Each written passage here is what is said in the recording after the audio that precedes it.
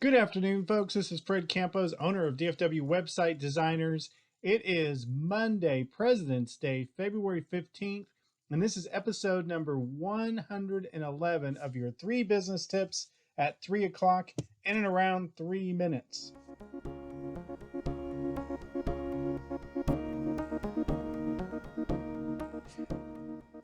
My office, my business, my home is in the North Texas area, and today we are experiencing record snowstorms.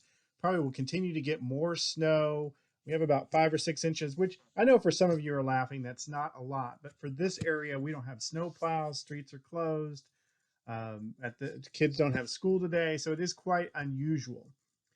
In this time, I want to talk to us about today about 3 things, and that is business wills, contingency plans, and plan B.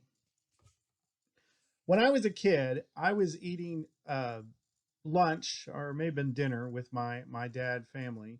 My dad would always sit facing the door, and my dad was a military man, so he always had contingency on his mind. I'll never forget, a gentleman walked in, was going to rob this Pizza Hut, and before we could even miss a beat, my dad had already scooped us up and sent us out the emergency exit. A waiter came running out saying, "What are you doing? What are you doing?" And he pointed out that there was a man with a gun, and a few minutes later, the police came and arrested him. But my father always thought through his military training about contingency plans.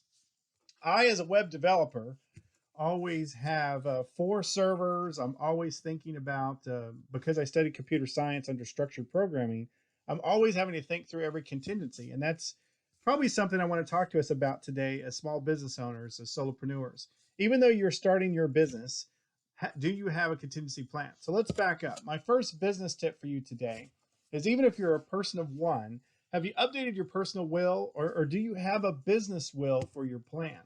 Now, you may be thinking, I'm small, none of this matters, but you're going to grow, and we have a tendency to get busy, just like we do in our personal wills, that we probably should put something in place about our business. After all, you're going to be successful in business, and you want to have a plan for that. Business tip number 2 goes right along with what I was telling you about. What are the contingencies? And contingencies aren't necessarily about the continuation of your business, but what is the contingencies on this particular service you're providing? What are the contingencies about employees? What if X employee quit tomorrow? Can you still move on with business? Or who do you have in the wings? Or who's on your short list as a replacement for this person? By the way, what are your contingencies for growth?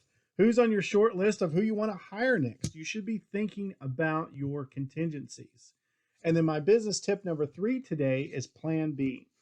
You may have things in place. You may have a project in place. You may have a service that you're doing. And then things like COVID hit and your restaurant has to close. Or things like COVID hit and you have to do teaching online. What is plan B? Spend a little bit of time and think about what you would do if X happened. I would pivot over to Y.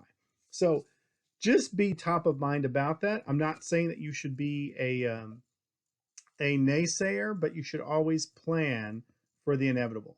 That's my advice to you today. As always, I always want you to be awesome. Now go back to sleep.